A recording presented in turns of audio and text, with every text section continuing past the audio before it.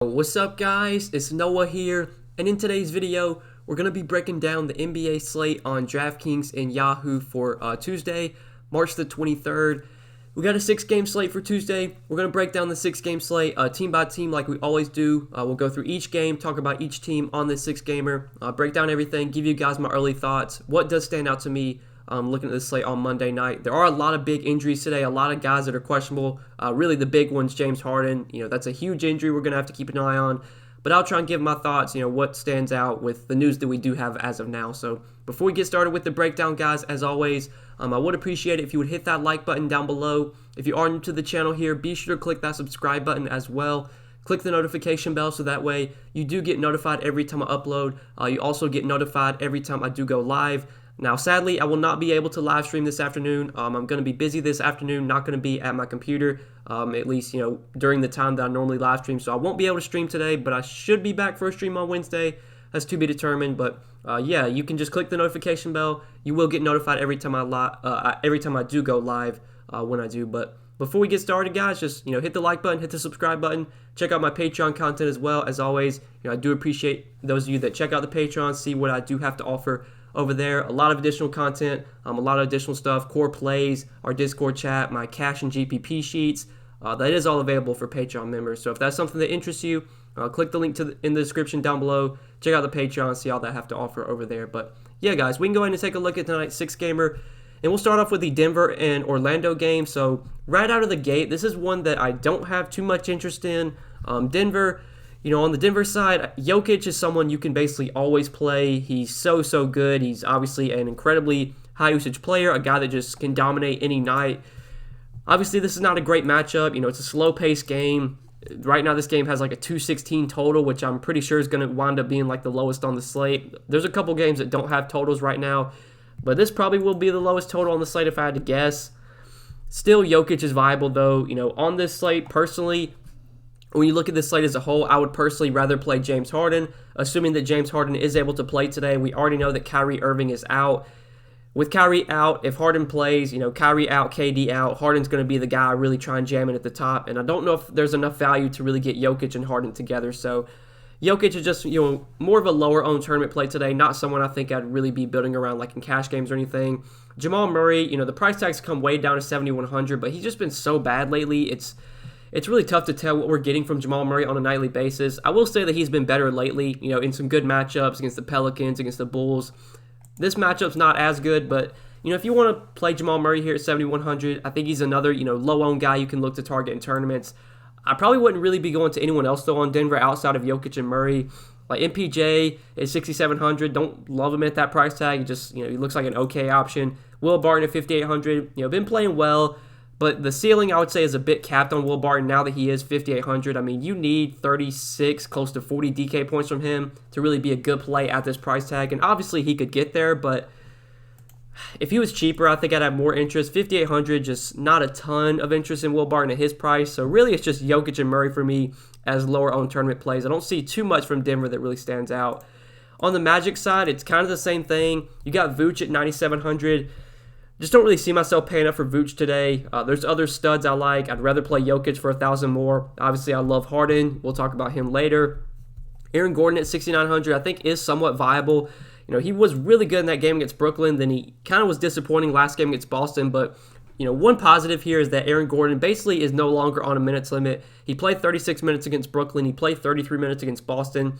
As long as this game can stay close, I think we get 34 to 36 minutes from Aaron Gordon. At 6,900 does he stand out as a top play at this price tag? Not really, but another guy you could target in tournaments. Should be pretty low owned here. He's probably my favorite guy from Orlando. I think I would rather play like Aaron Gordon over Fournier. Terrence Ross is questionable, so we'll need to keep an eye on that. I don't think that's going to impact too much just because a lot of these guys, have been priced up for when Ross has been out lately. Yeah, I would say like Aaron Gordon as a lower-owned tournament play I have some interest in from Orlando. Gordon is pretty cheap on Yahoo. If you do play over there, he's $22 at power forward. I think he looks like a really solid power forward option at that price point. I think I'd like him a little bit more on Yahoo than DK, but still a fine play on both sides. Not too much interest in this game overall, though. I don't know if there's really any. I don't think there's any core plays from me from this Denver-Orlando game. So moving on to the next one, Washington and New York. Starting off with the Wizards here. So on the Wizards, I think it's really just Westbrook and Beal for me. I do want to mention Alex Len before we talk about Westbrook and Beal, just because Alex Len is still cheap. He's only 3,900. His minutes have just been all over the place. Last 4 games, he got 18 minutes against Milwaukee, then he got 24 against Sacramento, then he got 18 against Utah, and then last game against Brooklyn, he wound up playing, 29 minutes. I have no idea how many minutes Alex Len plays today. I wish I could give you guys a good guess, but I really don't know. It really just depends on how he's playing. If he's playing well, they'll give him closer to 30 minutes. If he's not playing well, they'll play him 15, 20 minutes, and then they'll give a lot of run to Robin Lopez off the bench. At 3,900, he is still pretty cheap, so I think taking a shot on Alex Len does make some sense. He has shown the upside when he does get the minutes. It's just that the minutes can fluctuate from game to game. I still do have some interest in him though at 3,900. Westbrook and Beal, I think, are both definitely guys we can look to. Now, again, I would rather play Harden over Westbrook today, but Westbrook, man, he's just been so good. Triple-double in 3 straight games. He's a guy that just is going to go out there and stuff the stat sheet every night, going to play big minutes. He's getting close to 40 minutes in competitive games. This matchup isn't great against the Knicks. The Knicks play good defense. They play really slow. But Westbrook's just so good that at 10,800, I do have some interest in him. Still would have him behind Harden, but definitely do like Westbrook. Bradley Beal at 9,400. He's been a lot more scoring dependent than Westbrook. Obviously, not surprising. He doesn't really contribute with the peripherals like Westbrook does. You need Bradley Beal to put up 35 to 40 real life points, because when it comes to rebounds and assists, he's not really going to contribute too much there. He's only averaged 5 rebounds a game, just a little bit shy of 5 assists per game. The peripherals, I think, they're important in NBA DFS, especially when it comes to Draftkings. When you get the double-double bonus, you get the triple-double bonus.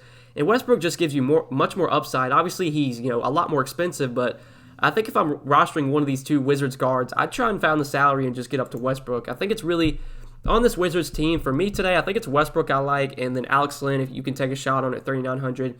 Bradley Beal's okay, but I don't know if I'm really going to be paying up for him on this slate. So I think it's Westbrook and Len, top options from Washington. Now, looking at the Knicks side, we do need to watch the status of some of these guards. So right now, Emmanuel Quickley, I believe, is listed as probable. Yeah, Emmanuel Quickley is probable, so he's expected to play. Derrick Rose is no longer in COVID protocols, but we don't exactly know yet if he's actually going to play here, because he hasn't played in, when was the last game he played? Last game he played was almost a month ago. There's a very good chance that Derrick Rose, even though he's cleared COVID protocols, he's probably going to have to be out for conditioning reasons. We've seen, when guys come back from COVID protocols, they still have to miss a few games because they're not in great game shape. So we'll just need to watch the status of Rose. Very good chance he misses due to conditioning. Mitchell Robinson, I believe, is probable as well, or he's actually questionable. I don't think that really impacts too much, because the guys that were benefiting when Robinson was out have been priced up when he was out, like Nerlens Noel, Julius Randle. And then we do have Elfrid Payton, who is also questionable. So I would say the big ones are definitely the guards. Quickly's probable. Rose and Payton are both, I would say questionable. So I would say if Rose and Payton are both out, I do have a good amount of interest in Emmanuel Quickley. Now, he was pretty bad last game. He didn't play a ton of minutes. He only played 26 minutes. The game did go to overtime, but he barely played in overtime. I don't think he really played at all. Only had 14 DK points, but if we do get a scenario where both Rose and Payton are out, I would expect pretty big minutes from Emmanuel Quickley. Last game only got 26, but I'm pretty sure Elfrid Payton played that game, if I'm not mistaken. Maybe I'm wrong, but I think Payton was out last game. Let me check that real quick. No, okay, so Payton was out last game. Rose was out last game. So Quickley, even with both those guys out, he did only play 26 minutes, which I guess is somewhat concerning, but really good matchup here against the Wizards. He's still going to start, I would assume, get around 30 minutes if those guys were to be out again. So I would definitely have some interest in Emmanuel Quickley. Alec Burks was the guy that, got a lot of Quickley's minutes. He played 30 minutes off the bench. He played in the overtime period over Quickley, and he was really productive, had 42 DK points in that time.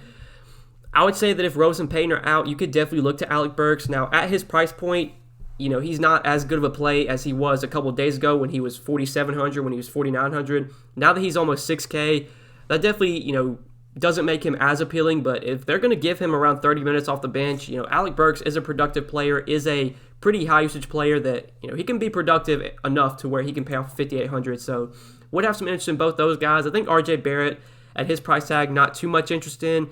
Julius Randle, I do like a good amount in tournaments. Really, really good matchup here against the Wizards. We know what this Wizards team is. They're a bad defensive team. They play really fast. The upside is through the roof here for Julius Randle. I'm pretty sure they've played the Wizards already. Yeah, they played him once this year, and Randle did have a really good game, 55 DK points in only 32 minutes. I would expect him to play way more minutes than that. I mean, just like his last 5 games, he's played at least 39 minutes in 5 straight games. So you're basically getting close to 40 minutes from Julius Randle in close games this year. Great matchup, a ton of upside. If maybe I can play like Horton and Randle, I think that's a strategy I'm definitely going to look to go to today. Right now there isn't a ton of cheap value that I love. I don't know if I'm going to be able to do that, but we'll just have to wait and see what kind of news comes out during the day. I definitely like Randle as a pay-up option, and at 9,900, you get a little bit of a discount from guys like Westbrook, Jokic, some of these other studs we've talked about. So I would say those are my main interests from the Knicks today. Randle and then Burks, and quickly I would like a decent amount if Rose and Payton are both out. But I think that does it for the Knicks side. I think that does it for this game. So moving on to the next one, the Lakers and the Pelicans. So on the Lakers, we know their 2 big stars are going to remain out, LeBron and AD. Both going to be out for at least a couple more weeks, I would assume. Marc Gasol, though, he is currently questionable. So he is, basically, I'm pretty sure he's off the COVID protocols. He's, with the team. It's just that he's not up to conditioning. Like, same thing with Derrick Rose. The reason I think Derrick Rose could maybe be out is due to conditioning. Well, Marc Gasol, he's missed lately because, he's, in terms of conditioning, he hasn't completely been, fully ramped up to game shape, I should say.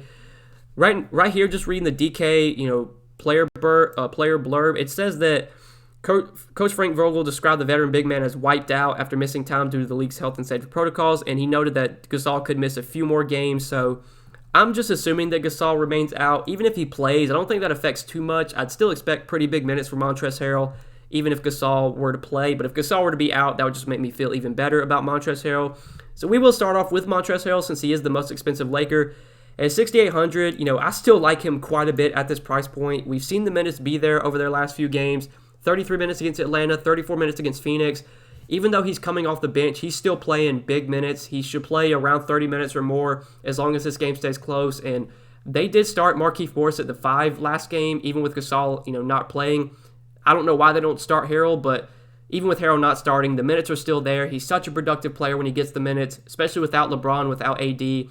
There's just going to be even more usage, more opportunity available for Montrezl Harrell. There's going to be more rebounding opportunities for him with no AD out there. So really do like Montrezl Harrell even at 6,800. I think he still has the upside to pay off this price point, and I do like him on Yahoo as well. At the center position, $27. I think he looks like one of the better center options on Yahoo today. So really do like him. Kyle Kuzma is viable for sure. I feel better about Montrezl Harrell at the same salary, but you could definitely look to Kuzma. Started in place of LeBron last game, played 36 minutes. I'd assume he plays 36, 38 minutes again. Took 16 shots. He didn't shoot the ball that well, so if he had a better shooting game, he definitely could have put up around 40 DK points. Even at 6,800, I'm fine going to Kuzma at this price point because the upside is definitely there with LeBron and AD both off the floor. Plus, it's a way better matchup here. Last game against Phoenix, that was a tough spot. Phoenix is good defensively. They play slow. Well, this is a totally different scenario against the Pelicans. The Pelicans are not good defensively, and they play super, super fast. So a lot of these Lakers guys look more appealing than they did last slate. They got their price bumped up a little bit, but still think Harrell, Kuzma are both viable. Same with Dennis Schroeder. He's just going to get a ton of usage. He played 30 minutes last game. I'd assume he'd probably get a few more than that. I think 32 to 34 minutes seems more likely for Dennis Schroeder. He wasn't great, but I kind of like that he did bad last game. Same with Kuzma. I feel like people saw that these guys, didn't have good games last game, and they're just going to, not play him today. I think some of these Lakers guys might come in lower owned than we expect. They were really popular last slate, but I don't know if they're going to be as popular today. So really do like, Kuzma, Schroeder, Harrell. I think all three of them are very solid options here. Taylor Horton-Tucker, another guy that I have interest in. I would say less interest in him than I did last slate. So last slate, he was only 4,200. Today, he's up to 5,500. That is a totally different scenario, but he did play 28 minutes off the bench, and he was really productive with 31 DK points in that time. Horton-Tucker, just a high-usage player, a guy coming off the bench that should be productive when he's on the floor. And without LeBron, without AD, I'd assume he'd get the minutes, probably play around 30 minutes off the bench if this game stays close. If he's playing well, he has the path to more minutes.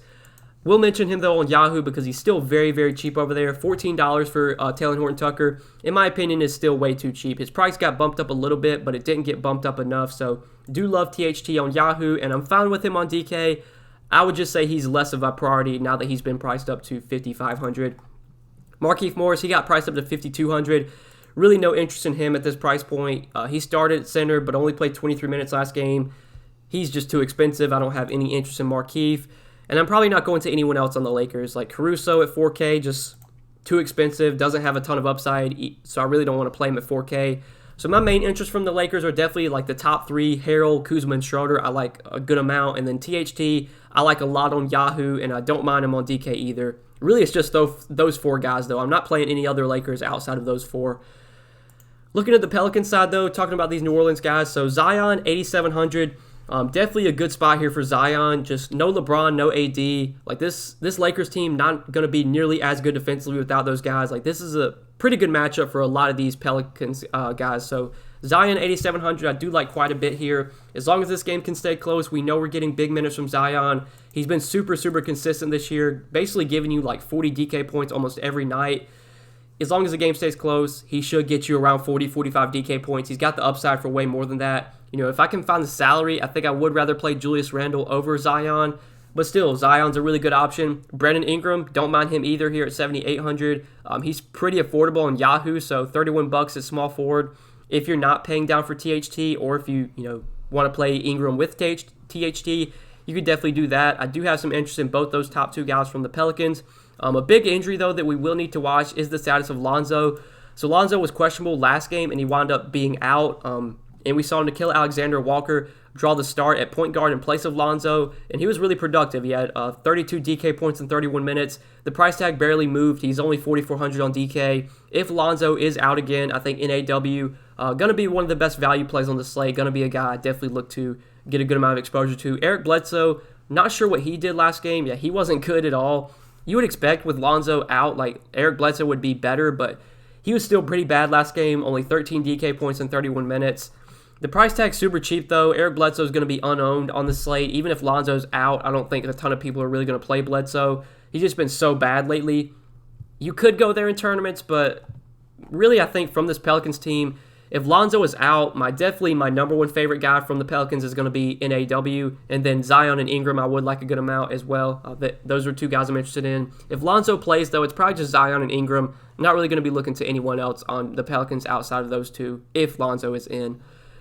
So, yeah, I think that probably does it for the Pelicans here. We can go ahead and move on to the next game, Phoenix and Miami.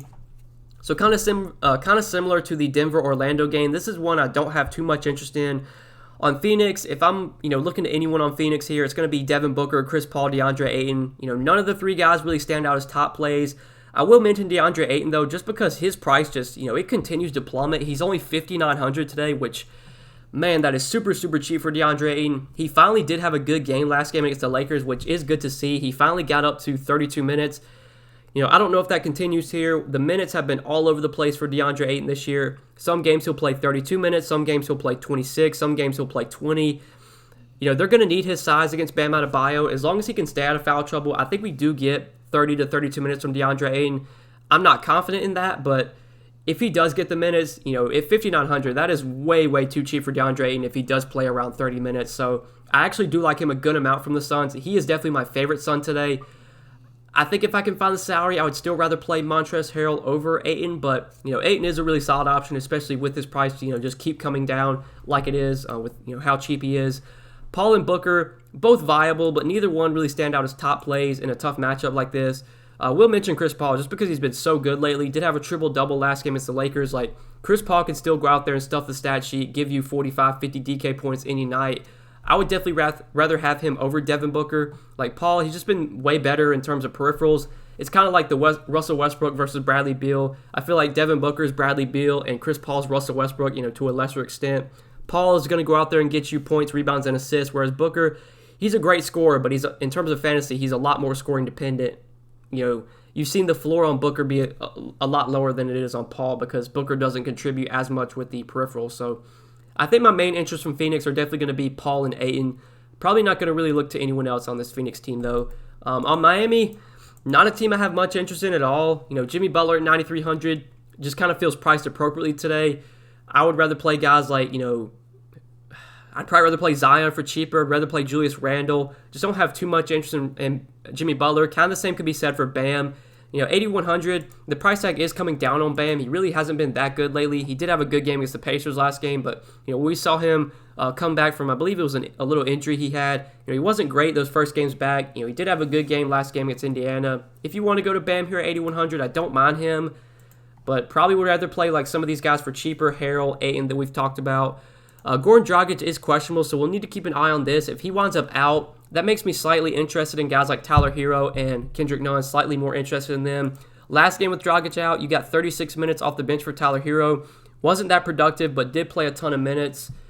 He'd be viable at 5,700. Don't love him at that price, though. Kendrick Nunn for 4,300, I'd actually like a good amount. Now, he only played 23 minutes last game, but that feels like a little bit of an outlier. I would assume that if Dragic were to sit again, we get around 30 minutes from Kendrick Nunn. I don't feel like he'd play 23 minutes again. I mean, he really hasn't been that good lately, but if Dragic were to sit, I'd like Kendrick Nunn a little bit more. 4,300, he'd definitely be someone you could look to. My main interest from Miami, though, I don't think there's any core plays here, but I would say Bam's a fine option, and then Hero and Nunn you could look to if Dragic sits, but I don't really know if there's any core plays overall from this game outside of maybe Deandre Ayton at his DK price. He is super cheap on DK. But going ahead and looking at these last two late night games, we'll start off with the Sixers and the Warriors. So on the Sixers side, we know Joel Embiid and Seth Curry and Seth Curry are both going to remain out here. So really with Embiid out, the usage should continue to be dominated by Ben Simmons and Tobias Harris. 8,800 for Simmons, 8,500 for Tobias Harris.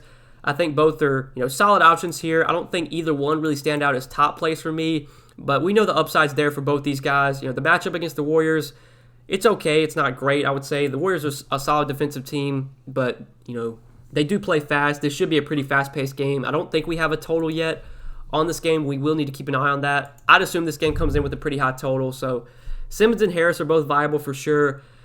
Don't really see too much, though, from Philly outside of those two. I don't really want to play Dwight at his salary. Shake Milton had a really good game last game. He should get more minutes with Seth Curry out.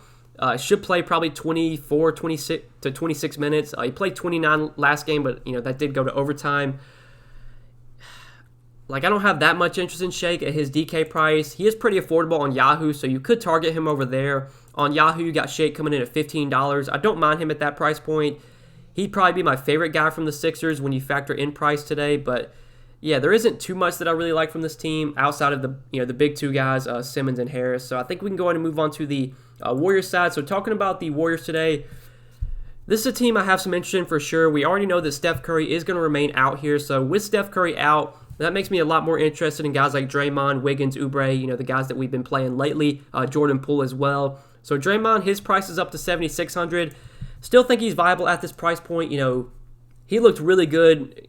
I think that was Friday against Memphis when he was, $6,700 with Curry out. That was, I feel like Draymond was one of the top plays that day. Now that he's up to $7,600, I wouldn't say Draymond really stands out as much at this salary, but still, we know what we're getting from Draymond. He's not going to score much, but really does contribute with the peripherals, can get you a double-double when it comes to rebounds and assists. He can get those defensive stats as well. Draymond still has enough upside to pay off this price point, but I don't think he's as much of a priority as he has been, the last few slates when he was, a lot cheaper. Andrew Wiggins at $6,600, another guy that's seen his price come up a little bit. Wiggins, though, might still feel a little bit too cheap. He's just been playing a ton of minutes, 34, 35 minutes last two games. Probably plays around 35, 36 minutes here as long as this game stays close. He's getting, a ton of usage with Curry out. Took 24 shots against Memphis on Friday. Didn't shoot the ball that well Saturday, but still managed to have 37 DK points even after a pretty bad shooting game. He did go to the free throw line 12 times, which obviously is great to see. So I actually still do like Andrew Wiggins a good amount at $6,600. Definitely someone I'll be looking to on this slate. Kelly Oubre, he's been god-awful lately, but I think that's going to help to keep his ownership down. He should be super low owned on this slate. He's been really bad lately. Even with Curry out, Oubre really hasn't done much at all. But $6,200, the price tag's coming, somewhat down.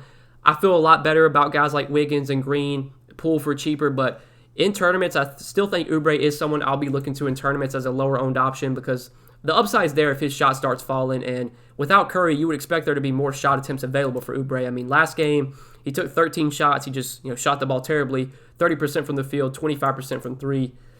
He just needs to have a good shooting game, and I think the opportunity at least is going to be there with Curry out. So Still do like Oubre, and then Jordan Poole, 5,600. That feels like a lot for Jordan Poole, but the guy's just been playing so well lately that I still have a lot of interest in him on both sides. 5,600 on DK, still think he's viable there. $20 on Yahoo, still like him on Yahoo as well.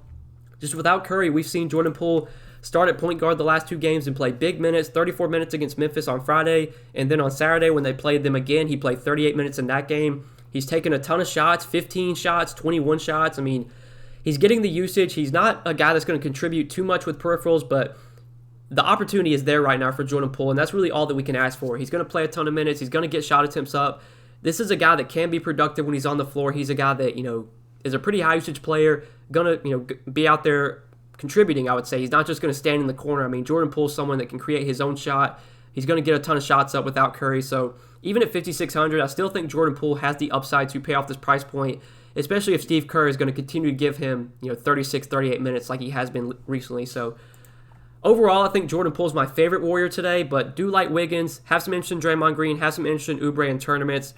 Don't see too much, though, on this team outside of those 4 guys. Damian Lee at 4K, you can maybe go to, but after playing 28 minutes against Memphis on Friday, he only saw 18 minutes the next day.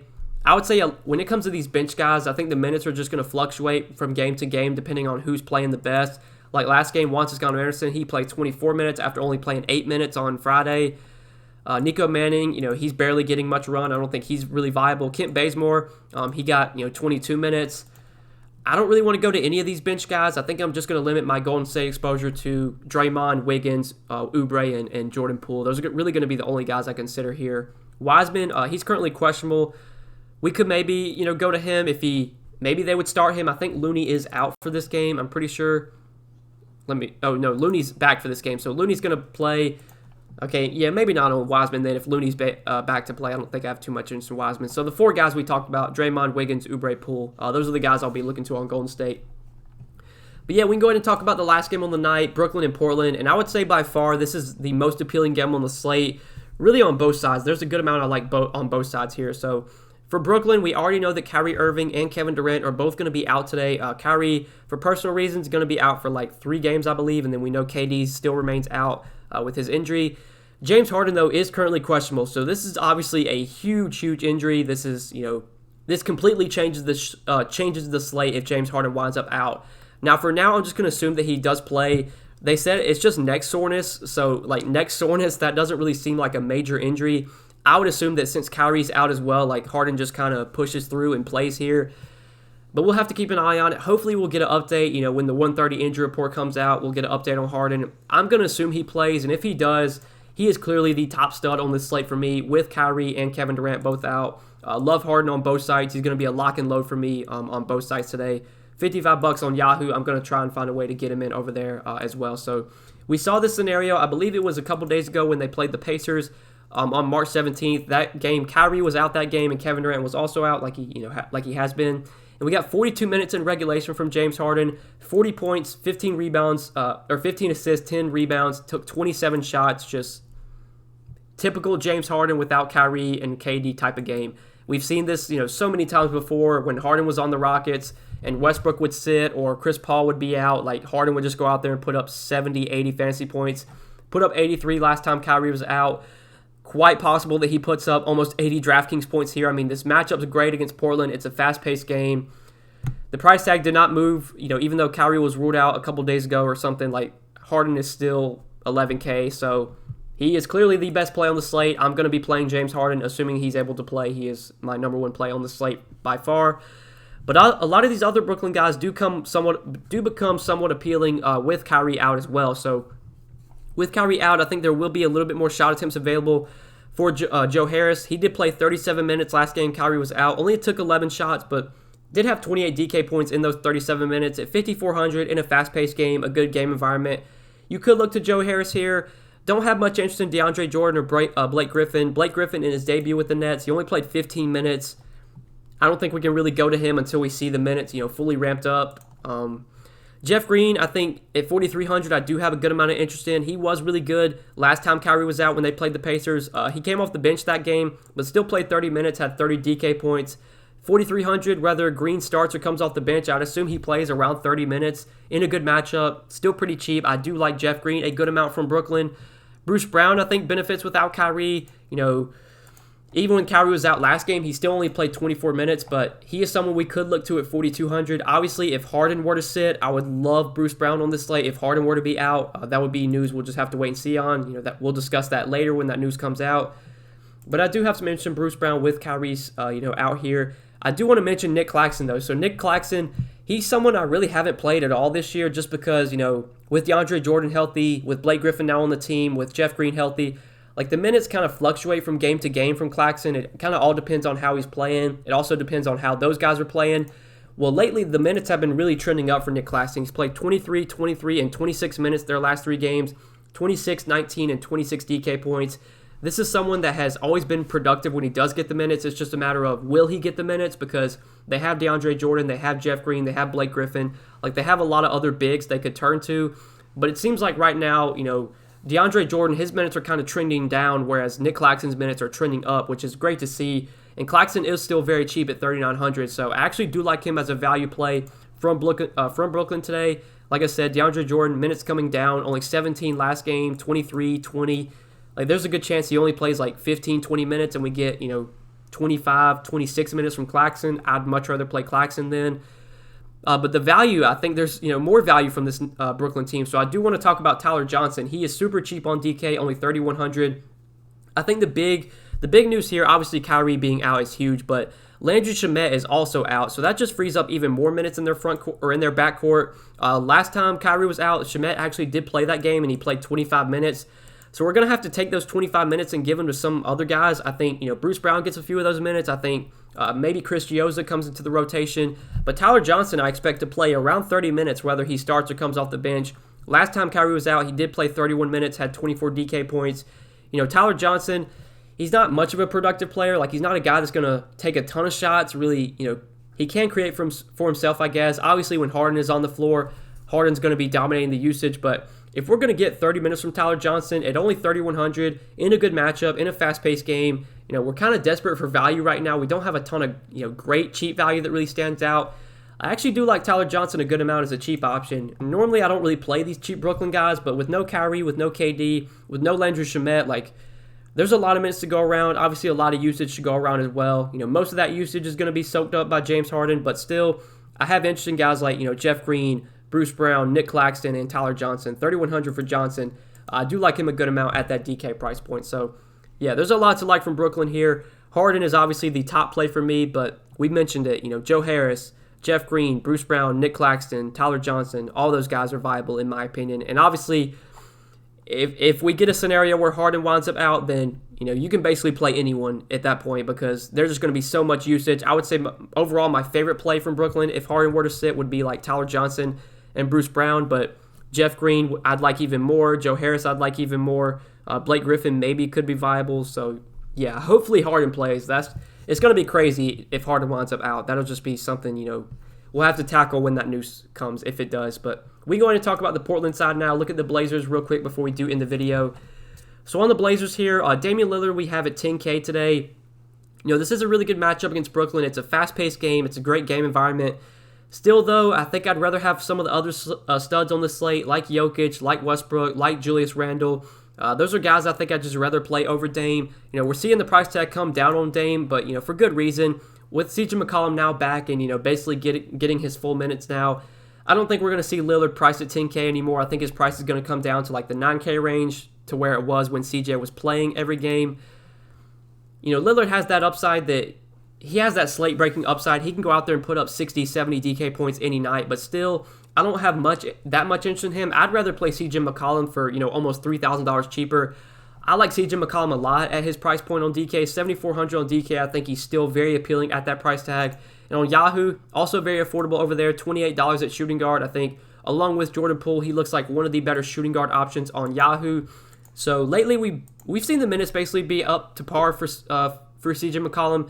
Now, last game, he did only play 24 against Dallas, but that was a huge blowout. I don't think he played at all in the fourth quarter.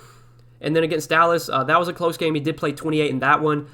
My best guess is we probably get over 30 minutes. We finally see CJ McCollum get over 30 minutes, probably play around 32 minutes here if this game does stay close. In a great matchup, a fast-paced game, if we're going to get 32 minutes from CJ McCollum, 7,400 is just way too cheap for him. Like, this is obviously a productive player when he's on the floor. Him and Dame are going to still, they're going to stagger Dame and CJ's minutes, so you're going to get some time where CJ is on the floor without Dame, which he should be even more productive in that time. Love CJ here at 7,400. His minutes are going to keep coming up, and I think once he gets back to playing 36, 38 minutes a night, like, we're going to see him priced closer to 9K in that 8K range. He is definitely underpriced, especially for this good matchup. I'm definitely taking a shot on CJ here. I don't even know if he's going to be, I don't want to say I'm taking a shot on him because I think he's actually going to be pretty popular today. People are smart enough to know that, his minutes are trending up. It's a good matchup. He's still cheap. CJ does look like, a really good option here at 7,400. So I like him quite a bit at his price point. Rarely I play CJ McCollum, but definitely underpriced for this matchup. Don't see too much, though, from Portland that I like outside of CJ.